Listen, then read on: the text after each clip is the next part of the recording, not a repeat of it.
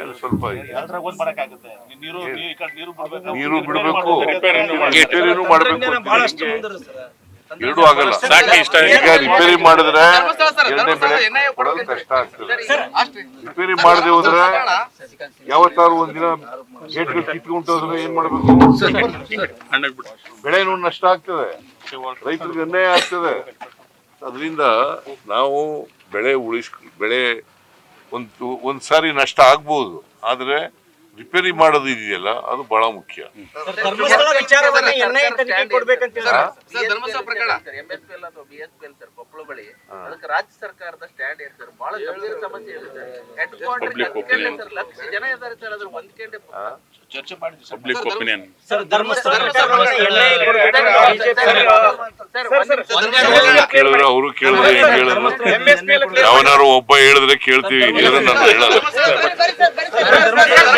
ಒಬ್ಬರು ಹೇಳಿದ್ರೆ ಮಾತ್ರ ಕೇಳೋದು ನಾನು. ಒಬ್ಬರು ಪ್ರಶ್ನೆ ಮಾಡಿದ್ರೆ ಮಾತ್ರ ಉತ್ತರ ಕೊಡೋದು.